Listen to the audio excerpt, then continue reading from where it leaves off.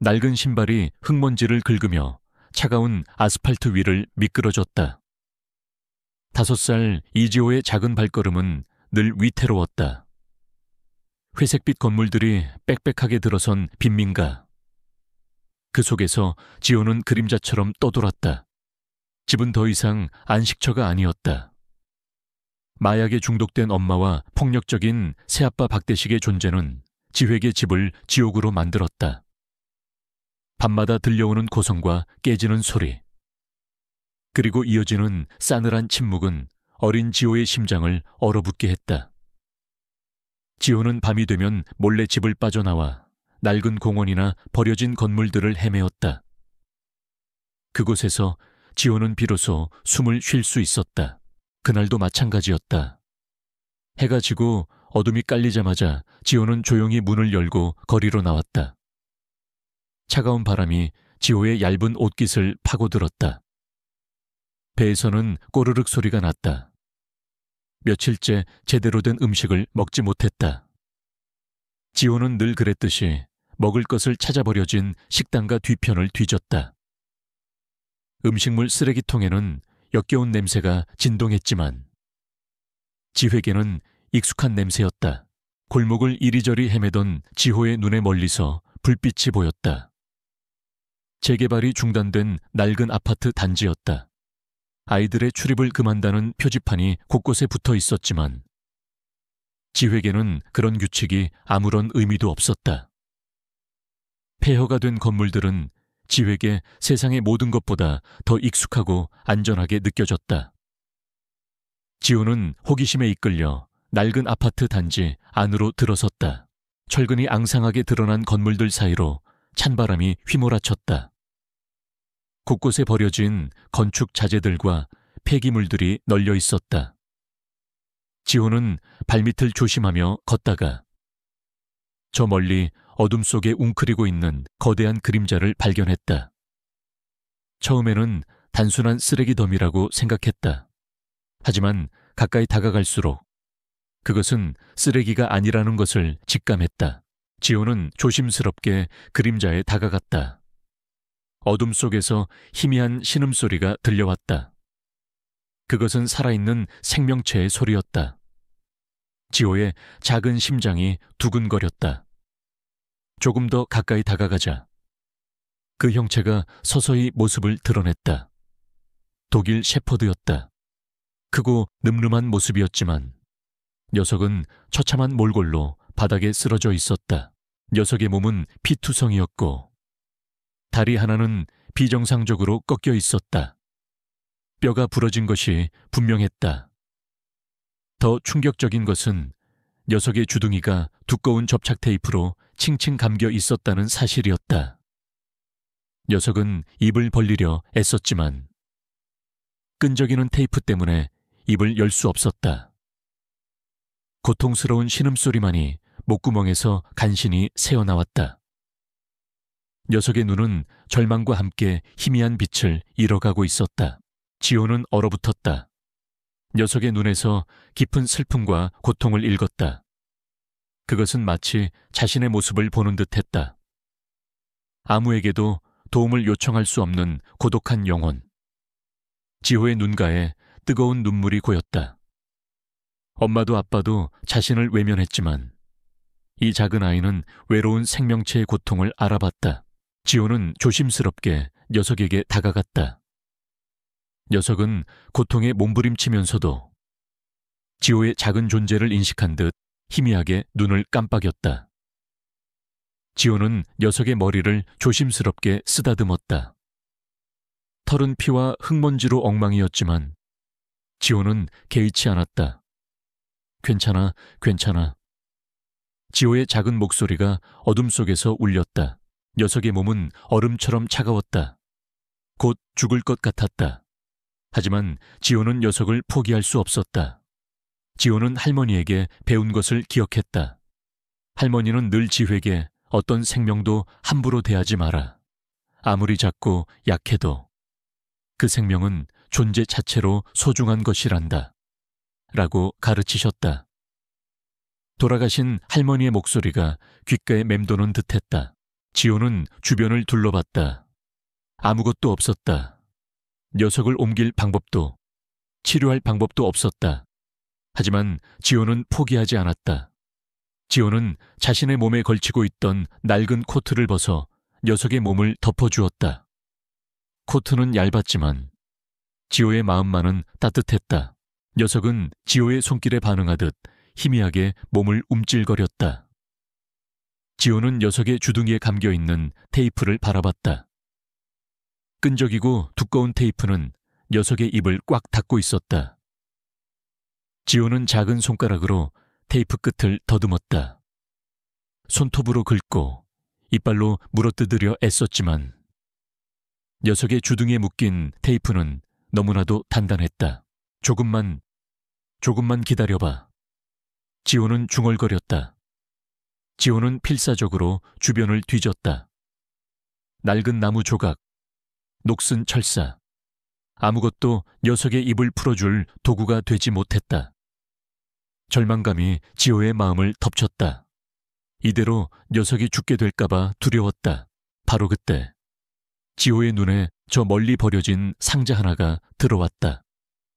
상자 안에는 낡은 칼날이 하나 들어있었다.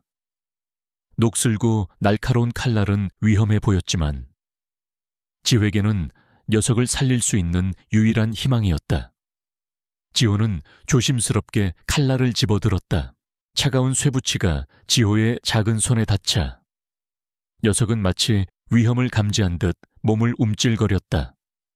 지호는 녀석의 눈을 바라봤다. 내가 풀어줄게. 아프게 하지 않을게. 지호는 떨리는 손으로 칼날을 녀석의 주둥이에 대었다. 녀석은 고통에 찬 신음소리를 냈다. 하지만 지호는 포기하지 않았다. 조심스럽게 아주 천천히 테이프를 잘라내기 시작했다. 끈적이는 테이프는 쉽게 떨어지지 않았다. 지호의 손가락은 차가운 바람에 얼어붙어 감각이 없었다. 하지만 지호는 이를 악물었다. 마침내 테이프가 끊어지는 소리가 들렸다.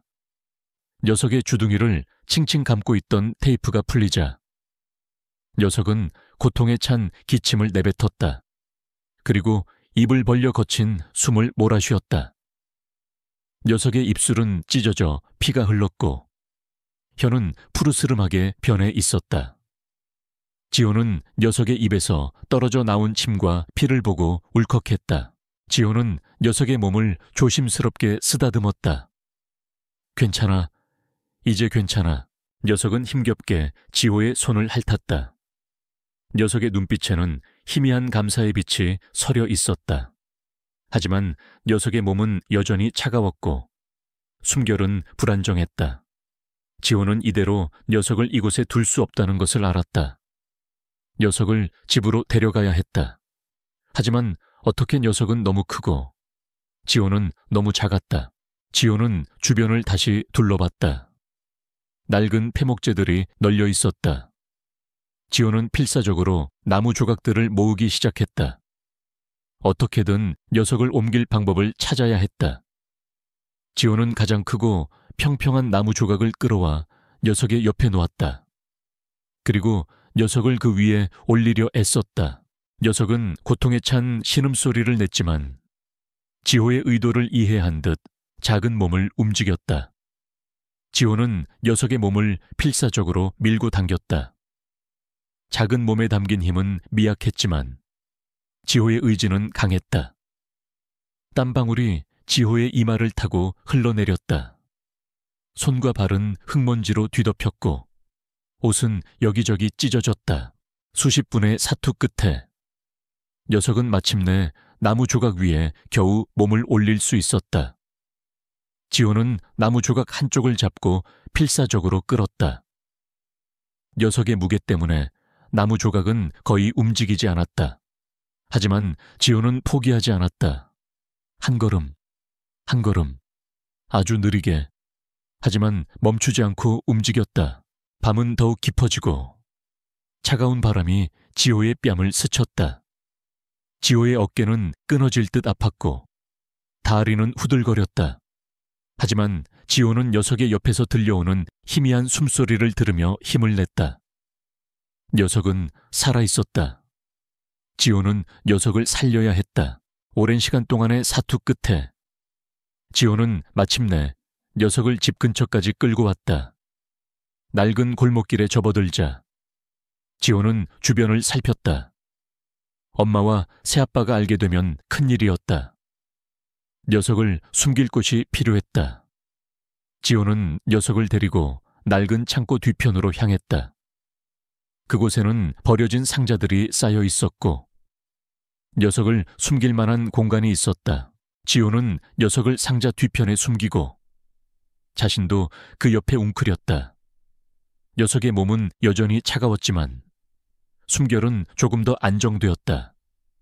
지호는 녀석의 머리를 쓰다듬었다. 녀석은 힘겹게 지호의 손을 핥았다. 지호는 녀석의 눈을 바라봤다.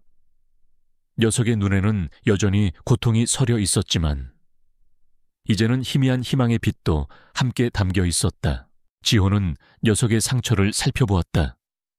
꺾인 다리는 어떻게 해야 할지 막막했다. 하지만 지호는 녀석을 혼자 둘 수 없었다. 녀석을 치료하고 녀석을 지켜야 했다. 그것은 마치 자신의 운명처럼 느껴졌다. 날이 밝아오고 있었다. 하늘은 아직 어두웠지만 동쪽 하늘에는 희미한 붉은빛이 번지기 시작했다. 지호는 녀석의 곁에서 웅크리고 잠이 들었다. 녀석은 지호의 작은 몸에 기대어 조용히 숨쉬었다.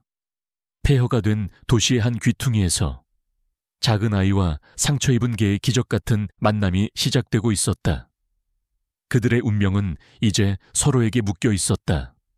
차가운 새벽 공기가 이지호의 뺨을 스쳤다. 지호는 잠에서 깨어나 녀석의 옆구리에 얼굴을 기댔다.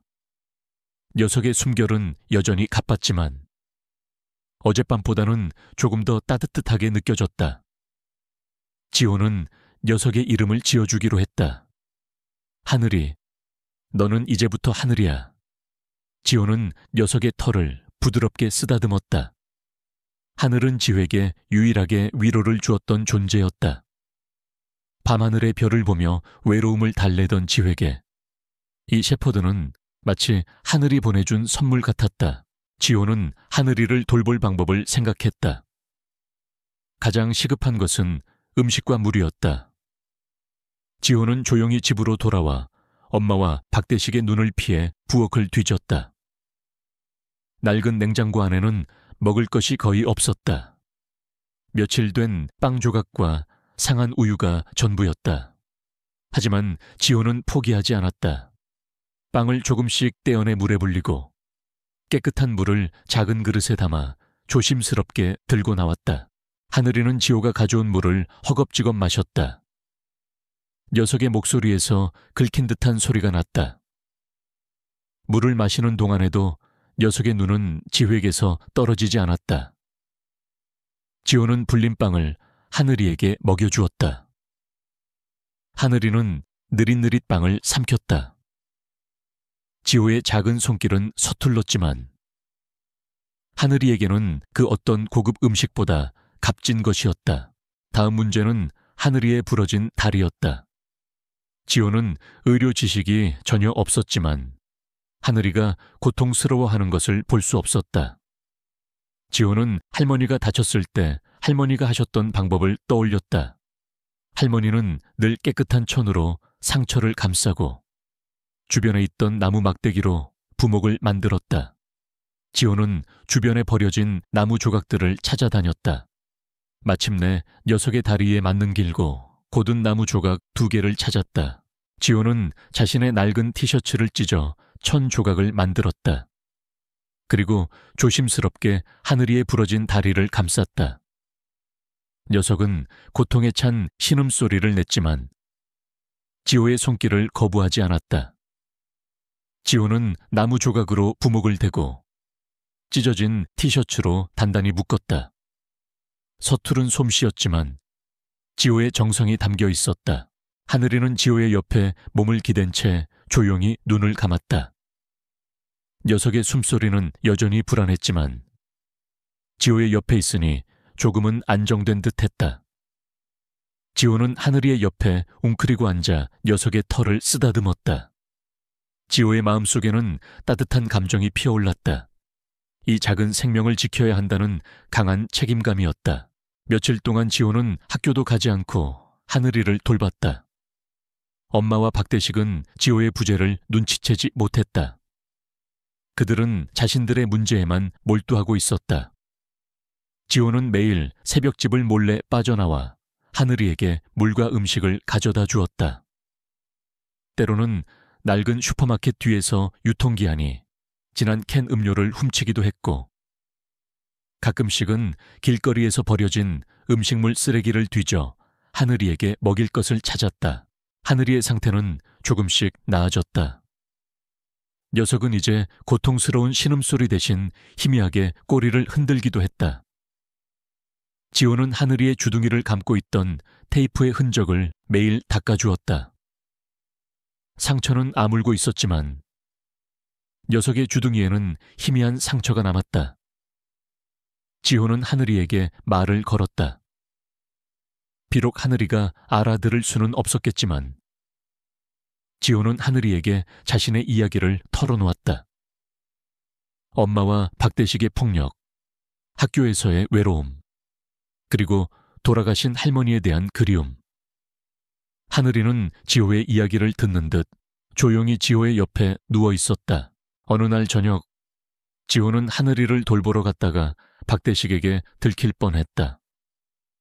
박대식은 지호가 집을 비운 것을 눈치채고 지호를 찾아다녔다. 지호는 가까스로 하늘이를 상자 뒤에 숨기고 자신은 낡은 드럼통 뒤에 몸을 숨겼다. 박대식은 주변을 둘러보며 욕설을 내뱉었다. 이 빌어먹을 계집애가 또 어디로 도망친 거야. 당장 안 나와 오늘 밤 죽을 줄 알아. 박대식의 목소리에는 분노가 가득했다. 하늘이는 박대식의 목소리를 듣자마자 몸을 움찔거렸다. 녀석의 눈빛에는 극심한 공포가 서려 있었다. 녀석은 낮은 소리로 으르렁거렸지만 이내 지호가 녀석의 머리를 쓰다듬자 조용해졌다. 하늘이는 박대식의 존재에 극심한 반응을 보였다. 마치 박대식이 녀석에게 어떤 끔찍한 짓을 한 적이 있는 것처럼. 지호는 박대식의 폭력적인 모습과 하늘이의 상처를 보며 섬뜩한 불안감을 느꼈다. 박대식이 돌아간 후 지호는 하늘이를 꼭 끌어안았다. 괜찮아. 내가 지켜줄게. 지호의 목소리에는 눈물이 섞여 있었다. 하늘이는 지호의 작은 몸에 기대어 조용히 숨 쉬었다. 녀석의 털에서 희미한 화학약품 냄새가 났다. 지호는 그 냄새가 낯설게 느껴졌다. 하늘이의 다리는 조금씩 회복되고 있었다. 녀석은 이제 부목을 댄 채로도 조금씩 움직일 수 있게 되었다. 지호는 하늘이에게 걷는 연습을 시켰다. 하늘이는 고통스러워했지만 지호의 격려에 힘을 내어 발걸음을 옮겼다. 지호는 하늘이를 보며 자신의 상처도 치유되는 것을 느꼈다. 하늘이는 지호에게 단순한 개가 아니었다. 녀석은 지호의 유일한 친구이자 삶의 이유였다. 어느 날, 지호는 하늘이의 털을 빗겨주다가 녀석의 왼쪽 귀 뒤에서 희미한 흉터를 발견했다. 둥글고 기묘한 모양의 흉터는 마치 어떤 표식처럼 보였다. 지호는 흉터를 조심스럽게 만져보았다. 하늘이는 아무런 반응도 보이지 않았다. 지호는 이 흉터가 무엇을 의미하는지 알 수 없었다. 하지만 녀석의 과거에 무언가 특별한 일이 있었음을 직감했다. 하늘이는 낮에는 조용히 상자 뒤에 숨어 지냈고 밤에는 지호와 함께 몰래 산책을 했다. 하늘이는 지호의 그림자처럼 따라다녔다. 녀석은 지호가 위험에 처할 때마다 으르렁거리며 경계했다. 지호는 하늘이가 자신을 지켜준다는 사실에 안도감을 느꼈다. 지호는 하늘이를 보면서 세상의 모든 불행 속에서도 희망은 존재한다는 것을 깨달았다. 하지만 지호의 행복은 오래가지 못했다. 박대식은 지호의 행동이 수상하다는 것을 눈치챘다. 지호가 밤마다 사라지고 이상한 냄새가 나는 것을 의심하기 시작했다. 그는 지호의 뒤를 밟았다. 그리고 마침내 지호가 하늘이를 숨겨둔 창고 뒤편을 발견했다. 그날 밤 지호는 하늘이에게 먹을 것을 가져다 주러 갔다가 박대식에게 붙잡혔다. 박대식의 얼굴에는 분노와 광기가 뒤섞여 있었다. 이 빌어먹을 계집애, 네가 감히 이런 짐승을 숨겨놓고 있었어. 이 쓰레기 같은 개를. 박대식은 하늘이를 보자마자 눈이 뒤집혔다. 그의 얼굴에는 알 수 없는 공포와 증오가 뒤섞여 있었다. 그는 하늘이에게 달려들어 발로 차려 했다. 지호는 박대식의 앞에 몸을 던져 하늘이를 막았다. 안 돼, 때리지 마세요. 이 계집애가 미쳤나. 어디서 감히 나를 막아. 이 개는 내가 잘 알고 있는 놈이야. 이 빌어먹을 실험체. 박대식은 비명을 질렀다. 그의 목소리에는 광기가 서려 있었다. 하늘이는 박대식의 목소리를 듣자마자 몸을 떨었다. 녀석의 눈빛에는 극심한 공포가 서려 있었지만 지호가 위험에 처하자 이내 녀석의 눈빛은 결의에 차올랐다. 하늘이는 부러진 다리를 이끌고 박대식에게 으르렁거렸다. 녀석의 목소리에는 분노가 담겨 있었다. 박대식은 하늘이의 경고에 잠시 주춤했지만 이내 지호의 머리채를 잡고 끌어당겼다. 이 계집애가 감히 이 개 때문에 네가 죽는 꼴을 보고 싶어. 지호는 눈물을 흘리며 박대식의 손을 뿌리치려 했다. 하늘이는 박대식에게 달려들어 그의 바짓가랑이를 물었다. 박대식은 고통에 찬 비명을 지르며 하늘이를 걷어찼다. 하늘이는 다시 한번 쓰러졌다. 녀석의 몸에서는 다시 피가 흘러내렸다. 지호는 쓰러져 있는 하늘이를 보며 절규했다. 그녀는 박대식에게서 벗어나 하늘이에게 달려갔다. 하늘아, 괜찮아, 괜찮아. 박대식은 이성을 잃고 지호와 하늘이에게 달려들었다. 지호는 이제 도망쳐야 한다는 것을 알았다. 하늘이를 데리고 이곳을 떠나야 했다. 그는 하늘이를 품에 안았다. 하늘이는 고통스러운 신음소리를 냈지만 지호의 품에 안겨 몸을 웅크렸다. 지호는 하늘이를 안고 필사적으로 달아나기 시작했다. 박대식의 욕설과 발자국 소리가 지호의 뒤를 쫓았다. 지호는 눈물을 흘리며 달렸다. 녀석을 지켜야 했다. 녀석은 지호의 유일한 희망이었다. 밤은 깊어지고 지호의 앞에는 알 수 없는 길만이 펼쳐져 있었다. 하지만 지호는 포기하지 않았다. 녀석은 하늘이와 함께라면 어떤 어려움도 헤쳐나갈 수 있을 것이라고 믿었다. 이지호는 박대식을 피해 필사적으로 달렸다. 하늘이는 지호의 품에 안겨 고통스러운 신음소리를 냈다. 부러진 다리에서 흘러나오는 피는 지호의 옷을 적셨지만 지호는 개의치 않았다. 박대식의 거친 숨소리와 욕설이 바로 뒤에서 따라붙었다. 지호는 익숙한 뒷골목으로 접어들었다. 낡은 상가 건물들 사이로 난 좁고 어두운 길은 지호에게 유일한 피난처였다. 지호는 쓰레기 더미 뒤에 몸을 숨겼다. 하늘이는 지호의 품에서 몸을 웅크렸다. 녀석의 심장은 격렬하게 뛰고 있었다. 박대식의 발소리가 멀어지는 것을 확인한 후 지호는 겨우 숨을 돌렸다. 하늘이의 상태는 심각했다. 피를 너무 많이 흘렸다. 지호는 자신의 손수건으로 녀석의 상처를 지혈하려 애썼지만 역부족이었다. 하늘이의 몸은 다시 차가워지고 있었다. 지호는 눈물을 흘렸다. 하늘아, 죽으면 안 돼. 제발. 지호는 하늘이를 안고 갈 곳을 찾았다. 낡은 상가 건물 지하에 버려진 창고가 생각났다. 그곳은 박대식이 잘 오지 않는 곳이었다. 지호는 조심스럽게 창고 문을 열고 안으로 들어섰다. 창고 안은 퀴퀴한 곰팡이 냄새와 함께 싸늘한 기운이 감돌았다. 지호는 하늘이를 가장 안쪽에 있는 구석에 조심스럽게 눕혔다. 하늘이는 고통에 몸부림치다가 이내 축 늘어졌다. 지호는 하늘이의 상처를 살펴보았다. 뼈가 튀어나올 듯 부러진 다리는 끔찍했다. 지호는 하늘이의 옆에 웅크리고 앉아 녀석의 털을 쓰다듬었다. 녀석의 털에서 희미한 화학약품 냄새가 다시 한번 풍겼다. 그 냄새는 지호의 뇌리에 깊이 박혔다. 이 냄새는 어디서 나는 것일까? 하늘이는 의식을 잃은 듯 보였다. 지호는 필사적으로 하늘이를 흔들며 불렀다. 하늘아 눈 떠. 제발 나 혼자 두지 마. 그때 하늘이의 몸이 경련을 일으켰다. 녀석의 눈꺼풀이 미세하게 떨리더니 이내 번쩍하고 눈을 떴다. 녀석의 눈동자는 흐려져 있었지만 지호의 얼굴을 인식한 듯 희미하게 깜빡였다. 그리고 녀석은 작은 소리로 으르렁거렸다. 그 소리는 고통과 함께 분노가 섞여 있었다. 녀석의 시선은 허공의 한 지점에 고정되어 있었다. 마치 무언가를 보고 있는 것처럼 지호는 하늘이가 바라보는 곳을 따라 시선을 옮겼다.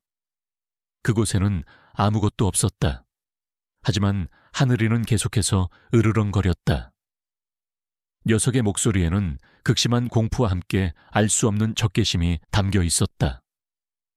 그리고 녀석의 눈빛은 마치 과거의 어떤 끔찍한 기억을 재현하는 듯이 불안정하게 흔들렸다. 하늘이는 갑자기 몸을 일으키려 애썼다. 부러진 다리가 고통스러웠는지 녀석은 다시 쓰러졌지만 녀석의 눈은 여전히 허공의 한 지점을 응시하고 있었다. 지호는 하늘이의 행동이 이상하다는 것을 느꼈다. 녀석은 마치 보이지 않는 적과 싸우는 듯했다. 지호는 하늘이의 곁에 앉아 녀석의 몸을 꼭 끌어안았다. 괜찮아. 이제 괜찮아. 아무도 없어. 지호의 목소리는 떨렸지만 녀석에게 안정감을 주려 애썼다. 하늘이는 지호의 품에서 몸을 웅크렸다. 녀석의 숨소리는 조금씩 안정되었지만 여전히 불규칙했다. 지호는 하늘이의 머리를 쓰다듬다가 녀석의 왼쪽 귀 뒤에 있던 둥근 흉터를 다시 만져보았다. 흉터는 희미했지만 만질 때마다 하늘이는 미세하게 몸을 움찔거렸다. 그리고 녀석의 털에서 화학약품 냄새가 더욱 강하게 풍겼다. 그 냄새는 지호의 기억을 자극했다. 박대식이 가끔 집으로 가져오던 이상한 약병들. 그 약병들에서도 비슷한 냄새가 났다. 박대식은 그 약병들을 몰래 다루고 지호가 그 약병들을 만지려 하면 불같이 화를 냈다. 지호는 직감했다. 하늘이의 상처와 박대식 그리고 그 냄새가 모두 연결되어 있다는 것을. 지호는 하늘이의 귀 주변을 더 자세히 살펴보았다. 흉터는 단순한 상처가 아니었다. 그것은 마치 어떤 기계로 찍어낸 듯한 정교한 모양이었다. 지호는 녀석의 목줄을 살펴보았다. 낡고 해진 목줄이었지만 녀석의 털에 가려져 있던 목줄 안쪽에서 희미하게 무언가 새겨져 있는 것을 발견했다. 지호는 손가락으로 글자를 더듬었다. 알파라는 글자가 희미하게 새겨져 있었다. 그리고 그 옆에는 알 수 없는 로고가 함께 있었다. 둥글고 기하학적인 문양이었다. 알파. 그것은 무엇을 의미하는 이름일까? 지호는 고개를 갸웃거렸다. 그리고 로고. 그 로고는 어딘가 낯익었다.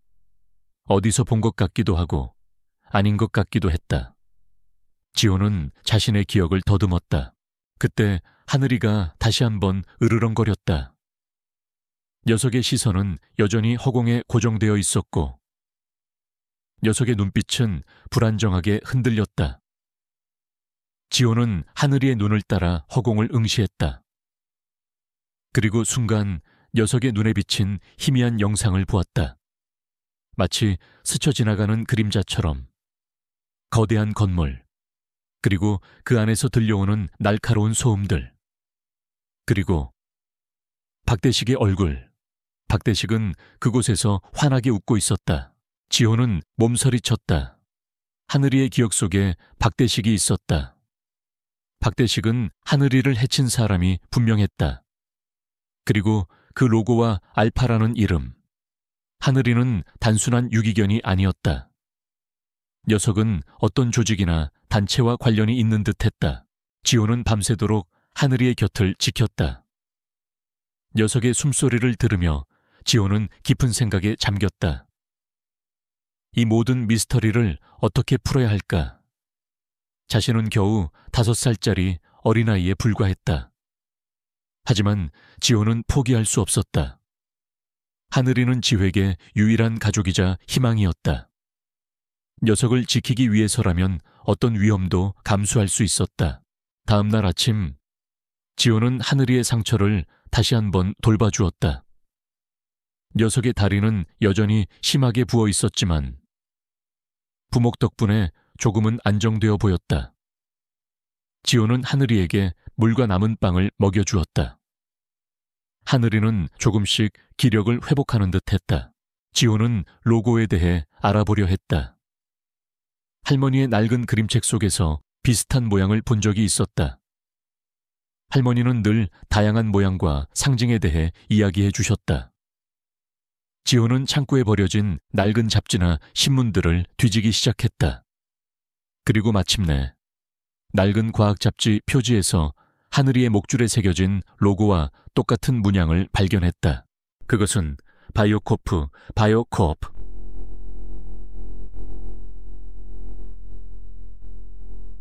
라는 거대 제약회사의 로고였다.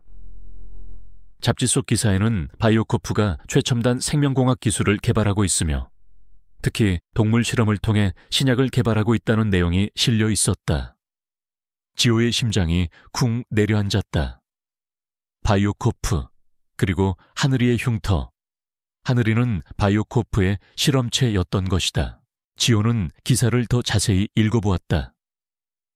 기사 속에는 알파라는 이름의 셰퍼드가 소개되어 있었다.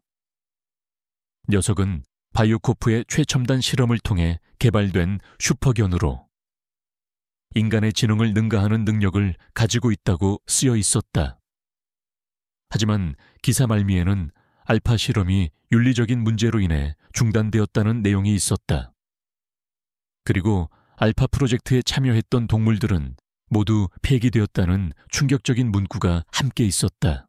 하늘이는 폐기되지 않았다. 녀석은 살아남아 지호에게 찾아온 것이다. 지호는 기사 사진 속 알파의 모습을 보았다. 하늘이와 똑같은 모습이었다. 지호는 확신했다. 하늘이가 바로 그 알파였다. 바로 그때 창고 문이 갑자기 열렸다. 박대식이었다. 그의 눈은 광기로 번뜩였다. 이지호, 네가 여기에 있을 줄 알았어. 그리고 이 빌어먹을 개새끼도 내가 너를 찾아서 죽여버리려고 얼마나 찾아다녔는지 알아.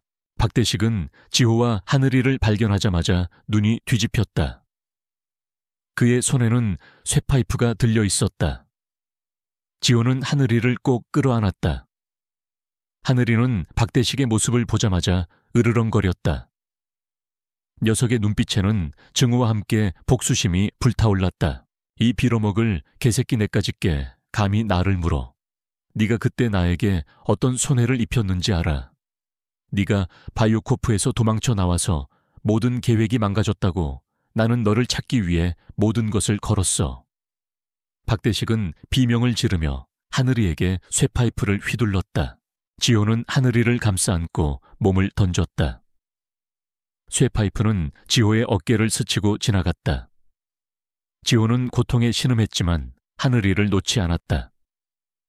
하늘이는 부러진 다리에도 불구하고 박대식에게 달려들어 그의 팔을 물었다. 박대식은 고통에 찬 비명을 지르며 쇠파이프를 떨어뜨렸다. 젠장 이 개새끼가 내까짓게 감히. 박대식은 하늘이를 발로 걷어찼다. 하늘이는 다시 한번 쓰러졌다. 지호는 하늘이의 옆에 웅크려 앉아 녀석을 감싸 안았다. 하늘아 안 돼 제발. 박대식은 이성을 잃고 지호와 하늘이에게 달려들었다. 내가 너희를 그냥 둘 줄 알아. 너희는 모두 죽어야 해. 너희 때문에 내 인생이 망가졌어. 그의 광기 어린 눈빛을 본 지호는 직감했다. 이곳에서는 더 이상 안전하지 않다는 것을. 지호는 하늘이를 안고 필사적으로 창고 뒷문으로 향했다. 문은 낡았지만 지호는 온 힘을 다해 문을 밀었다. 문이 열리자 차가운 밤 공기가 지호의 얼굴을 스쳤다. 지호는 하늘이를 안고 어둠 속으로 달아났다. 박대식의 발자국 소리와 욕설이 뒤따라왔지만 지호는 뒤돌아보지 않았다. 녀석을 지켜야 했다. 하늘이와 함께라면 어떤 어려움도 헤쳐나갈 수 있을 것이라고 지호는 믿었다. 그들의 앞에는 미지의 길이 펼쳐져 있었다. 하지만 지호는 혼자가 아니었다. 녀석의 옆에는 하늘이가 있었다. 그리고 하늘이의 옆에는 지호가 있었다. 그들은 서로의 유일한 희망이었다. 이마에서 땀이 비 오듯 흘러내렸다. 이지호는 하늘이를 품에 안고 낡은 창고를 벗어나 어둠 속으로 달아났다. 박대식의 추격은 집요했지만 지호는 익숙한 뒷골목에 미로 같은 지형을 이용해 가까스로 그를 따돌렸다. 지호는 숨을 헐떡이며 작은 목소리로 중얼거렸다. 하늘아, 괜찮아. 조금만 더 힘내. 하늘이의 몸은 피투성이었다. 부러진 다리에서는 여전히 피가 흘러내리고 있었다. 지호는 하늘이를 데리고 어디로 가야 할지 막막했다. 더 이상 숨을 곳도 도움을 청할 곳도 없었다. 박대식은 하늘이를 실험체라고 불렀다. 그리고 바이오코프라는 이름. 이 모든 것이 지호의 작은 머릿속에서 혼란스럽게 맴돌았다. 지호는 낡은 버스 정류장 벤치에 하늘이를 조심스럽게 눕혔다. 녀석의 숨결은 희미했고 몸은 차가웠다. 지호는 하늘이를 살려야 한다는 생각뿐이었다. 지호는 하늘이의 목줄을 다시 한번 살펴보았다. 알파라는 글자와 함께 새겨진 바이오코프의 로고. 지호는 그 로고가 어디서 낯익었는지 기억을 더듬었다. 그때 하늘이의 눈꺼풀이 미세하게 떨리더니 힘겹게 눈을 떴다. 녀석은 지호의 얼굴을 멍하니 바라봤다. 그리고 녀석의 목줄에서 낡고 다른 무언가가 툭 하고 떨어졌다. 지호는 그것을 주워들었다. 그것은 작고 얇은 메모리 카드였다.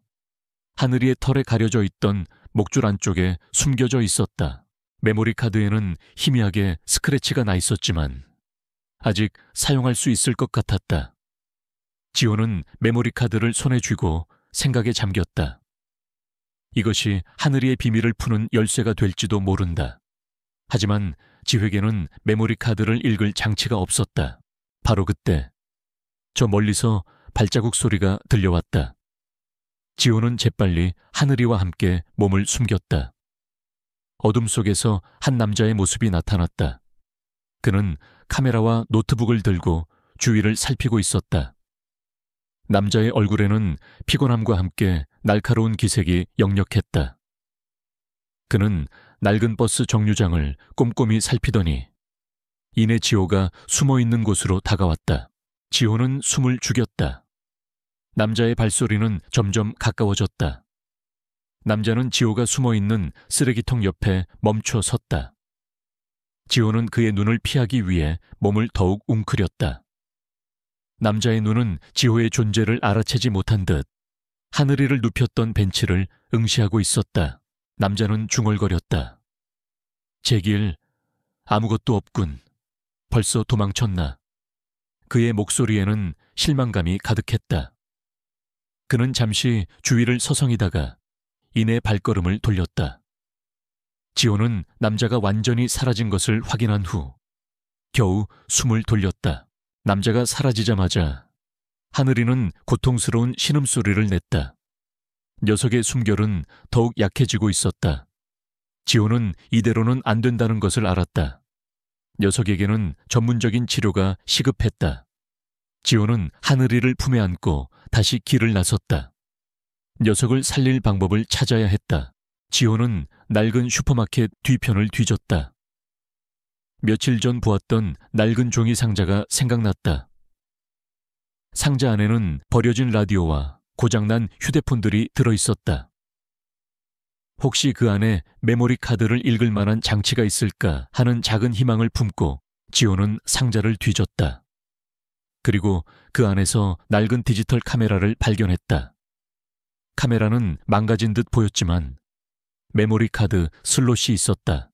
지호는 떨리는 손으로 메모리 카드를 카메라에 넣었다.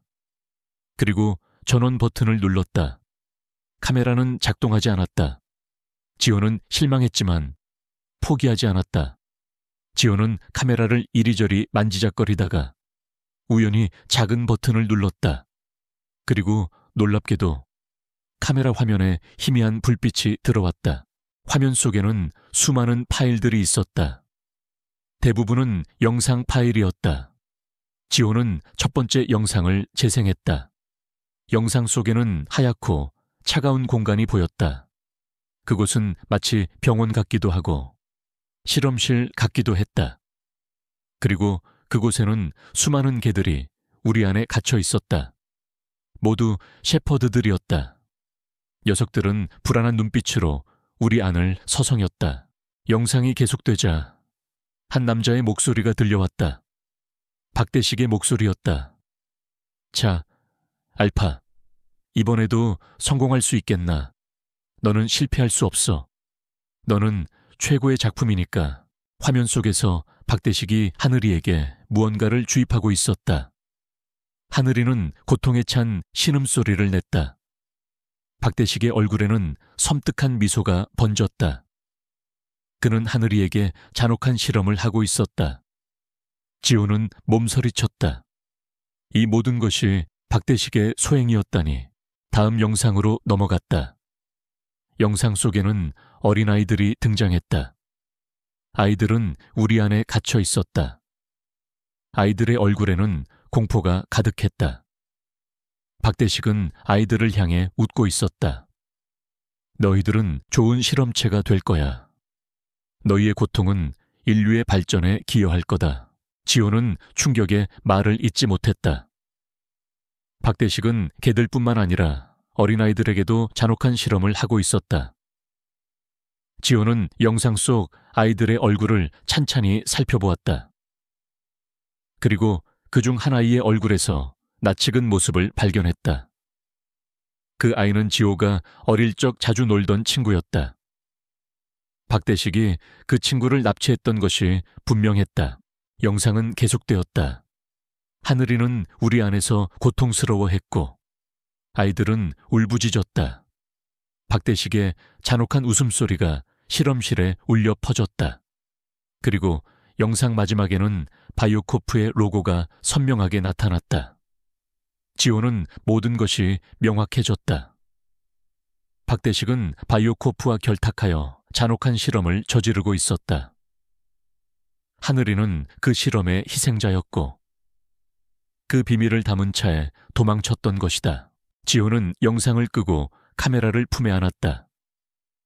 이 영상은 박대식과 바이오코프의 모든 죄를 증명할 수 있는 결정적인 증거였다. 지호는 이 증거를 세상에 알려야 한다고 생각했다. 하지만 어떻게 지호는 겨우 5살짜리 어린아이였다. 그때 하늘이가 힘겹게 지호의 손을 핥았다. 녀석의 눈빛은 불안했지만 지호에게 희미한 신뢰를 보냈다. 지호는 하늘이를 보며 다짐했다. 녀석을 살리고 박대식과 바이오코프의 악행을 세상에 폭로할 것이라고. 바로 그때 저 멀리서 사이렌 소리가 들려왔다. 경찰차 소리였다. 지호는 몸을 움찔거렸다. 경찰은 박대식의 편일지도 모른다. 아니면 바이오코프와 결탁했을 수도 있다. 지호는 경찰을 믿을 수 없었다. 지호는 하늘이를 품에 안고 다시 달리기 시작했다. 달리던 중 지호는 우연히 골목길 안으로 숨어든 남자를 발견했다. 그 남자는 아까 버스 정류장에서 보았던 기자였다. 그는 지호와 하늘이를 발견하고는 놀란 듯 멈춰 섰다.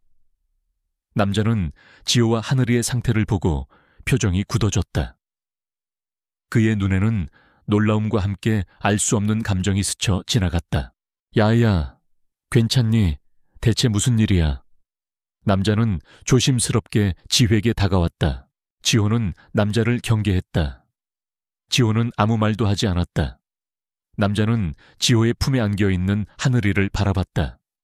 그리고 하늘이의 목줄에 새겨진 알파라는 글자와 바이오코프의 로고를 보았다. 남자의 눈이 휘둥그레졌다. 그의 얼굴에는 충격과 함께 알 수 없는 감정이 뒤섞였다. 알파. 설마 네가 알파라고? 남자는 하늘이의 목줄을 가리키며 중얼거렸다. 그의 목소리는 떨렸다. 지호는 남자가 하늘이를 알아본다는 사실에 놀랐다. 남자는 하늘이에게 조심스럽게 손을 내밀었다. 하늘이는 남자의 손길을 경계했지만 이내 녀석의 눈빛에서 희미한 그리움이 스쳐 지나갔다. 남자의 눈가에 눈물이 고였다. 내가 너를 얼마나 찾아다녔는지 알아. 너는 내 여동생의 마지막 희망이었어. 알파. 남자는 흐느꼈다. 지호는 남자의 말에 놀랐다. 그의 여동생, 그리고 하늘이가 그의 여동생과 관련이 있다는 말인가? 지호는 남자의 품에 안겨있는 디지털 카메라를 떠올렸다. 그 영상 속에는 박대식과 아이들의 모습이 담겨 있었다. 아저씨, 이거 봐봐요. 지호는 떨리는 손으로 카메라를 남자에게 건넸다. 남자는 카메라를 받아들고 영상을 재생했다. 영상 속 박대식의 잔혹한 실험과 아이들의 울부짖음, 그리고 바이오코프의 로고. 남자의 얼굴은 분노와 슬픔으로 일그러졌다. 그는 영상 속 아이들 중 한 명을 보며 주먹을 꽉 쥐었다. 그 아이는 그의 여동생이었다. 젠장, 이럴 수가. 내 동생을, 이 쓰레기들이. 남자는 이를 갈았다. 그 남자의 이름은 이준우. 그는 바이오코프의 비윤리적인 동물 실험과 인체 실험을 파헤치던 독립 기자였다. 그의 여동생은 몇 년 전 실종되었고 준우는 그녀가 바이오코프의 실험에 희생되었다고 믿고 있었다. 그리고 하늘이는 바로 그의 여동생이 가장 아끼던 shepherd 알파였다. 바이오코프에서 탈출한 유일한 실험체이자 그의 여동생의 마지막 흔적이었다. 준우는 지호의 손을 잡았다. 그의 손은 따뜻하고 강했다. 얘야, 네가 이 모든 것을 알고 있었다니. 괜찮아. 이제 혼자가 아니야. 내가 너희를 지켜줄게. 그리고 이 모든 진실을 세상에 폭로할 거야. 지호는 준우의 따뜻한 손길에 안도감을 느꼈다. 지호는 하늘이를 보았다. 하늘이의 눈빛에는 깊은 슬픔과 함께 새로운 희망이 담겨 있었다. 세 명의 운명은 이제 서로에게 묶였다. 고통과 상실 속에서 만난 그들은 서로에게 의지하며 거대한 악과 맞서 싸울 준비를 하고 있었다. 밤은 깊어졌지만 그들의 마음속에는 새로운 여명의 빛이 스며들고 있었다. 이준우는 이지호의 손에 들린 카메라 속 영상을 보고 충격에 휩싸였다. 그의 여동생 이지훈의 모습이 화면 속에 나타나자 준우의 눈가에는 뜨거운 눈물이 고였다. 지훈은 몇 년 전 실종되었고 준우는 그녀가 바이오코프의 비윤리적인 실험에 희생되었다고 굳게 믿고 있었다. 이제 그 증거가 눈앞에 있었다. 박대식의 잔혹한 실험과 아이들의 울부짖음, 그리고 이 모든 것을 지휘하는 박대식의 섬뜩한 미소. 이 영상은 그의 여동생뿐만 아니라 수많은 희생자들의 진실을 담고 있었다. 이럴 수가. 지훈아. 준우는 떨리는 목소리로 중얼거렸다. 그의 주먹은 분노로 꽉 쥐어졌다. 그는 지호의 작은 어깨를 감싸 안았다. 정말 고마워, 지호야. 네가 이 모든 진실을 가져다 주었어. 이제 내가 너희를 지켜줄게. 그리고 이 모든 악행을 세상에 폭로할 거야. 지호는 준우의 따뜻한 품에 안겨 안도감을 느꼈다.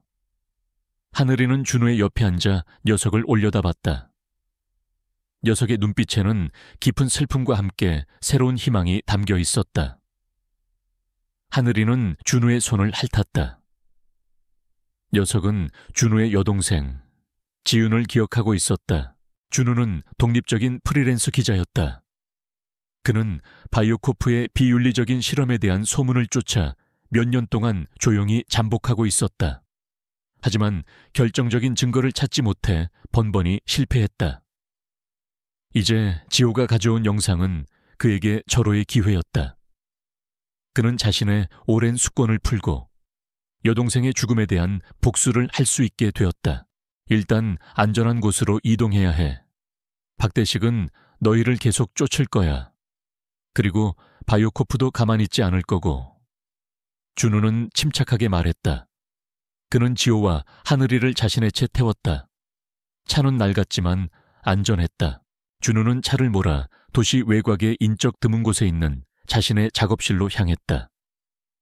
그곳은 낡은 창고를 개조한 곳으로 외부의 시선을 피하기에 적합했다. 작업실 안에는 수많은 서류와 컴퓨터, 그리고 카메라 장비들이 널려 있었다. 준우는 그곳에서 바이오코프의 비리를 파헤치기 위해 밤낮으로 고군분투해 왔다.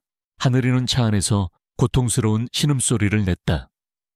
부러진 다리 상태가 좋지 않았다. 준우는 지호에게 하늘이의 상태를 물었고 지호는 자신이 할머니에게 배운 방식으로 임시방편으로 부목을 대었다고 설명했다. 준우는 지호의 어린 나이에도 불구하고 침착하고 용감한 모습에 놀랐다. 작업실에 도착하자마자 준우는 하늘이의 상처를 살펴보았다. 녀석의 다리는 심하게 부어 있었고 염증이 생기기 시작했다. 이대로는 안 돼. 당장 병원에 가야 해. 하지만 박대식 아저씨가 그리고 바이오코프 사람들이 지호는 걱정스럽게 말했다. 걱정 마. 내가 알아서 할게. 준우는 지호와 하늘이를 데리고 자신이 아는 수의사에게 찾아갔다. 그 수의사는 준우의 오랜 지인이자 동물보호 운동가였다. 수의사는 하늘이의 상태를 보고 경악을 금치 못했다.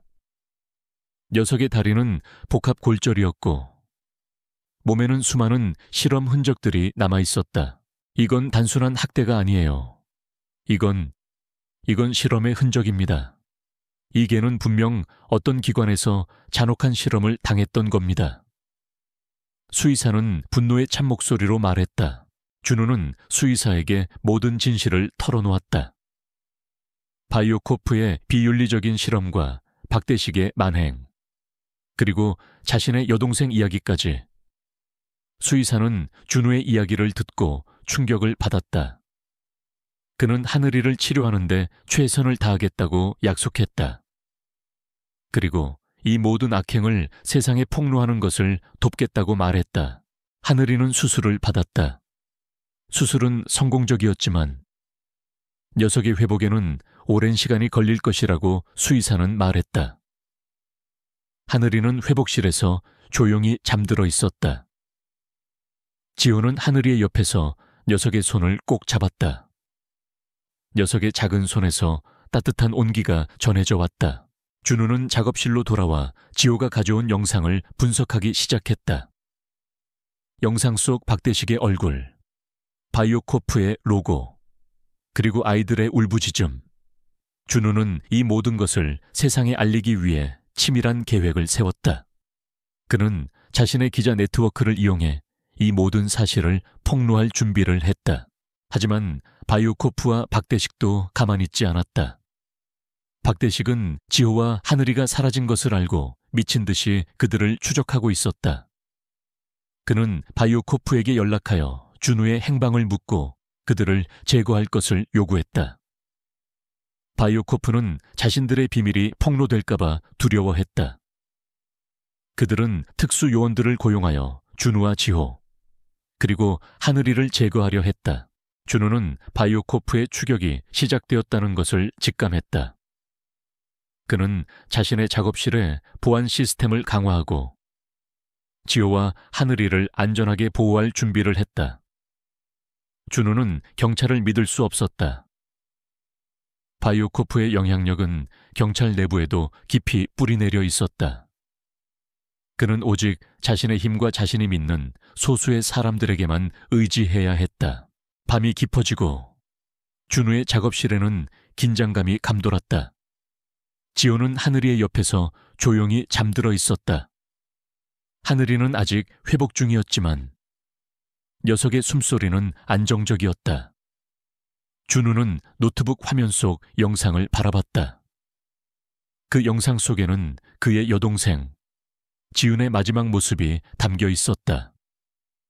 지훈은 박대식의 실험실에서 고통스러워하고 있었다. 준우의 눈가에 다시 뜨거운 눈물이 흘러내렸다.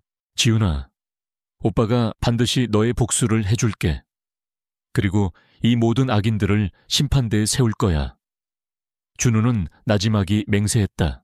다음 날 아침, 준우는 자신의 기사를 작성하기 시작했다. 그는 바이오코프의 비윤리적인 실험과 박대식의 만행, 그리고 아이들 납치 사건에 대한 모든 증거들을 정리했다. 지호가 가져온 영상은 결정적인 증거였다. 준우는 이 기사를 통해 세상의 진실을 알리고 박대식과 바이오코프를 무너뜨릴 계획이었다. 하지만 준우의 기사가 언론에 공개되기 전에 바이오코프의 특수요원들이 그의 작업실을 급습했다. 그들은 준우의 모든 자료를 빼앗고 그를 제거하려 했다. 준우는 필사적으로 저항했다. 그는 지호와 하늘이를 보호하기 위해 목숨을 걸고 싸웠다. 격렬한 몸싸움이 벌어졌다. 준우는 특수요원들의 공격을 막아내며 지호와 하늘이를 보호했다. 하늘이는 아직 몸이 불편했지만 준우의 싸움을 돕기 위해 으르렁거리며 요원들을 위협했다. 지호는 준우의 뒤에 숨어 떨고 있었다. 아이의 눈에는 공포가 가득했지만 준우에 대한 믿음이 흔들리지 않았다. 특수요원들은 압도적인 수와 훈련된 기술로 준우를 몰아붙였다. 준우는 여러 차례 공격을 당해 쓰러졌지만 그는 다시 일어섰다. 그는 이 모든 것이 자신의 여동생과 지호, 그리고 하늘이를 위한 싸움이라는 것을 알고 있었다. 결정적인 순간 준우는 자신의 노트북을 박살내고 모든 자료를 삭제했다. 특수요원들이 자료를 빼앗아가지 못하도록 하기 위해서였다. 요원들은 분노에 휩싸여 준우를 더욱 거칠게 공격했다. 준우는 의식을 잃을 듯했지만 그는 마지막 힘을 다해 몸을 움직였다. 그는 지호의 손을 잡고 창고 뒤편의 비상 통로로 향했다. 지호야, 이리로 빨리. 지호는 준우의 손을 잡고 통로 안으로 뛰어들었다. 하늘이는 녀석의 뒤를 따랐다. 특수요원들은 그들을 쫓아왔지만 준우는 통로 입구를 막아섰다. 그는 마지막 힘을 다해 통로문을 잠그고 돌무더기로 막았다. 요원들의 분노에 찬 목소리가 통로 밖에서 들려왔다. 준우는 통로 안에서 쓰러졌다. 그의 몸은 상처투성이었고 피가 흐르고 있었다. 지호는 준우에게 달려가 녀석의 상처를 살펴보았다. 아저씨, 괜찮아요, 아저씨. 괜찮아. 지호야. 준우는 힘겹게 미소 지었다. 그의 손에는 망가진 노트북이 들려 있었다. 자료는 사라졌지만 영상 속 진실은 지호의 기억 속에 남아 있었다. 그리고 하늘이의 존재 자체가 살아있는 증거였다. 준우는 자신의 마지막 희망을 걸었다. 그는 기자로서의 명예와 신념을 걸고 이 모든 악행을 세상에 폭로할 것이라고 맹세했다. 지호는 준우의 옆에 웅크리고 앉아 하늘이를 끌어안았다. 하늘이는 부러진 다리에도 불구하고 지호의 옆에 바짝 붙어 앉았다. 그들은 이제 완전히 고립되었지만 서로에게 의지하며 새로운 길을 찾아야 했다. 그들의 앞에는 여전히 어둡고 험난한 길이 펼쳐져 있었다. 하지만 그들은 포기하지 않을 것이다. 이준우는 상처 입은 몸을 이끌고 이지호와 하늘이를 데리고 비상 통로를 통해 간신히 탈출했다. 바이오코프의 특수요원들은 그들을 끈질기게 추격했지만 낡고 복잡한 지하 통로는 그들에게 시간을 벌어주었다. 지호는 준우의 부상을 보고 울음을 터뜨렸다. 아저씨, 괜찮아요. 많이 아파요. 괜찮아. 지호야, 이 정도는 아무것도 아니야. 준우는 지호의 머리를 쓰다듬으며 애써 미소 지었다. 하지만 그의 얼굴은 창백했고 숨은 가빴다. 하늘이 또한 힘겨운 발걸음을 옮겼다. 녀석의 다리는 여전히 불편했지만 준우와 지호를 지키기 위해 필사적으로 버티고 있었다. 그들은 낡은 지하 통로를 지나 도시 외곽의 폐공장 지대에 다다랐다. 이곳은 인적이 드물고 버려진 건물들이 많아 잠시 몸을 숨기기에 적합했다. 준우는 폐공장 안으로 들어가 가장 깊숙한 곳에 지호와 하늘이를 숨겼다. 그의 몸은 더 이상 버틸 수 없을 정도로 지쳐 있었다. 내가 잠시 기절할 수도 있어. 하지만 절대 문을 열어주면 안 돼. 내가 돌아올 때까지 여기에 있어줘. 준우는 지호에게 신신당부했다. 그의 눈빛은 흔들림 없었지만 목소리는 희미하게 떨렸다. 지호는 준우의 손을 꼭 잡았다. 아저씨, 가지 마요. 무서워요. 내가 너희를 지켜줄게. 준우는 힘겹게 미소 지으며 눈을 감았다. 그의 몸은 차가웠다. 지호는 준우의 옆에 웅크리고 앉아 그의 몸을 꼭 끌어안았다. 하늘이는 지호의 옆에 바짝 붙어 앉아 녀석을 지켰다. 녀석의 눈빛은 경계심으로 가득했다. 준우가 의식을 잃는 동안 지호는 자신이 가져온 카메라 속 영상을 다시 재생했다. 영상 속 박대식의 잔혹한 모습과 바이오코프의 악행은 지호의 가슴을 아프게 했다. 특히 영상 속에서 울부짖는 아이들의 모습은 지호의 마음을 더욱 흔들었다. 그 아이들 중에는 지호가 알던 친구들도 있었다. 지호는 그들을 위해 무언가를 해야 한다고 생각했다. 하늘이는 조용히 지호의 옆에 누워 있었다. 녀석은 지호가 불안해할 때마다 작은 소리로 낑낑거리며 녀석을 위로했다. 지호는 하늘이의 털을 쓰다듬었다. 녀석의 몸에서 희미하게 화학약품 냄새가 났다. 지호는 문득 하늘이의 귀 뒤에 있던 흉터와 박대식이 실험체라고 불렀던 것을 떠올렸다. 그리고 하늘이가 박대식의 목소리에 극심한 공포를 느꼈다는 것을, 지호는 하늘이가 박대식에게 잔혹한 실험을 당했다는 것을 직감했다. 하늘이는 박대식의 모든 비밀을 알고 있는 살아있는 증거였다. 그리고 하늘이는 지호에게 자신의 목줄에 숨겨져 있던 메모리 카드를 건네주었다. 그 안에는 박대식과 바이오코프의 모든 죄가 담겨 있었다. 지호는 박대식의 목소리에 반응하는 하늘이의 모습을 떠올렸다. 녀석은 고통스러워하면서도 분노에 차 있었다. 지호는 문득 하늘이가 박대식에게 복수하고 싶어 한다는 것을 깨달았다. 그리고 자신 또한 박대식에게 당한 모든 것에 대해 복수하고 싶었다. 준우가 잠든 동안 지호는 자신의 작은 손으로 주변을 탐색하기 시작했다. 낡은 공장 안에는 버려진 기계들과 공구들이 널려 있었다. 지호는 그중 가장 작고 날카로운 나이프를 발견했다. 지호는 나이프를 손에 쥐었다. 지호의 눈빛은 결의에 차 있었다. 바로 그때 폐공장 밖에서 발자국 소리가 들려왔다. 특수 요원들이었다. 그들은 준우와 지호, 그리고 하늘이를 찾기 위해 공장 안으로 들어오고 있었다. 지호는 몸을 움찔거렸다. 녀석의 심장은 격렬하게 뛰었다. 하지만 지호는 도망치지 않았다. 그녀는 더 이상 숨어 있을 수 없었다. 하늘이는 발자국 소리를 듣자마자 몸을 일으켰다.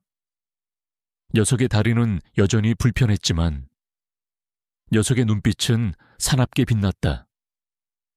하늘이는 낮은 소리로 으르렁거렸다. 녀석은 지호에게 메시지를 보내는 듯했다. 내가 너를 지켜줄게. 지호는 하늘이의 옆에 섰다. 녀석의 작은 손은 떨렸지만 나이프를 꽉 쥐고 있었다. 특수요원들이 문을 박차고 들어섰다. 그들은 지호와 하늘이를 발견하고는 총을 겨누었다. 꼼짝마 내년들이 감히 우리를 속여. 특수요원 중 한 명이 소리쳤다. 지호는 아무 말도 하지 않았다. 녀석은 하늘이의 옆에 바짝 붙어 섰다. 특수요원들이 그들에게 다가오는 순간 하늘이가 맹렬하게 달려들었다. 녀석은 부러진 다리에도 불구하고 엄청난 속도로 요원들에게 달려들어 그들을 공격했다. 하늘이는 훈련된 셰퍼드답게 강력한 힘으로 요원들을 제압했다. 요원들은 하늘이의 예상치 못한 공격에 당황하며 쓰러졌다. 지호는 하늘이가 싸우는 동안 쓰러진 요원들의 총을 빼앗으려 했다. 하지만 총은 너무 무거웠다. 지호는 대신 요원들의 허리춤에 매달려 있던 통신 장비를 빼앗았다. 지호는 통신 장비에 대고 소리쳤다. 이 모든 것을 세상에 알려야 해. 바이오코프는 악마야. 박대식은 살인자야. 그때 박대식이 나타났다. 그의 얼굴에는 분노와 광기가 뒤섞여 있었다. 이 빌어먹을 계집아에 네가 감히 이런 짓을 꾸며 내까짓게 뭘 할 수 있다고. 박대식은 지회에게 달려들었다. 하늘이는 박대식에게 달려들어 그의 앞을 막아섰다. 녀석의 눈빛은 증오로 불타올랐다. 박대식은 하늘이를 발로 걷어찼다. 하늘이는 고통에 신음했지만 다시 일어섰다. 알파넷 짓게 주제에 감히 내게 덤벼. 내가 너를 만든 사람이야. 내가 너를 폐기 처분하려 했는데. 네가 감히 도망쳐. 오늘은 반드시 너를 죽여버릴 거야. 박대식은 쇠파이프를 휘두르며 하늘이에게 달려들었다. 하늘이는 박대식의 공격을 피하며 그에게 달려들었다. 녀석은 박대식의 팔을 물고 늘어졌다. 박대식은 고통에 찬 비명을 지르며 쇠파이프를 떨어뜨렸다. 지호는 박대식에게 달려들어 그의 팔을 물고 늘어졌다. 지호의 작은 이빨은 박대식의 팔에 상처를 입혔다. 이 빌어먹을 계집애가 박대식은 지호의 뺨을 때렸다. 지호는 쓰러졌지만 박대식의 손을 놓지 않았다. 바로 그때 의식을 잃었던 준우가 깨어났다.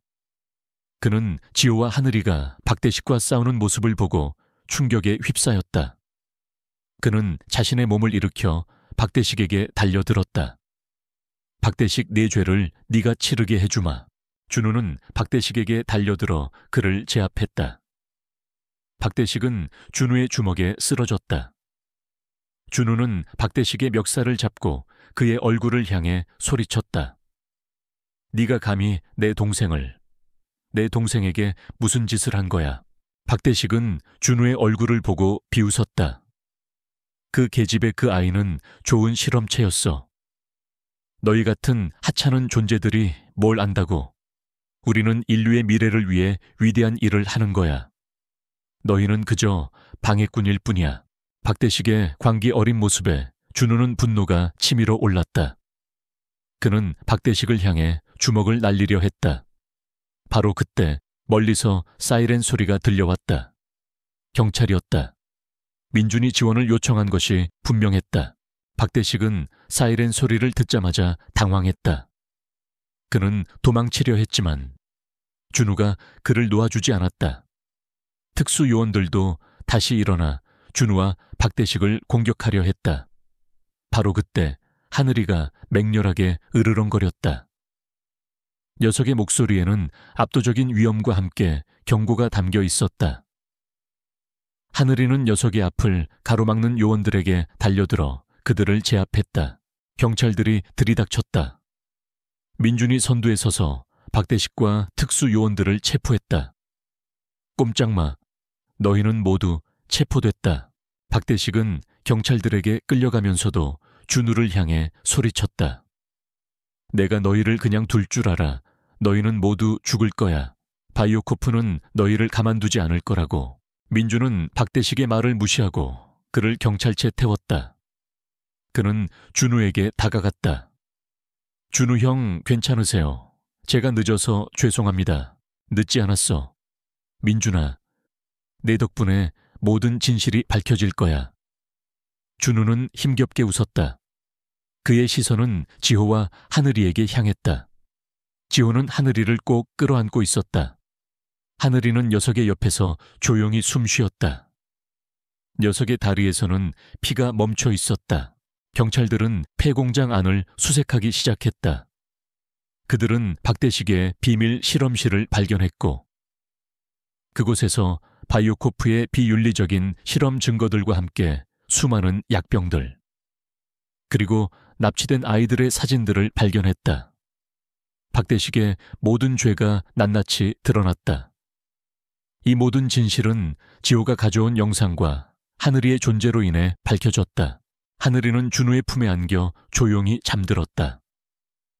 녀석의 몸은 피로 얼룩져 있었지만 녀석의 얼굴에는 평화로운 미소가 번졌다. 녀석은 지호와 준우를 위해 자신의 모든 것을 바쳤다.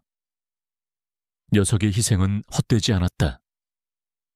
녀석은 진실을 밝히고 악인들을 심판대에 세우는데 결정적인 역할을 했다.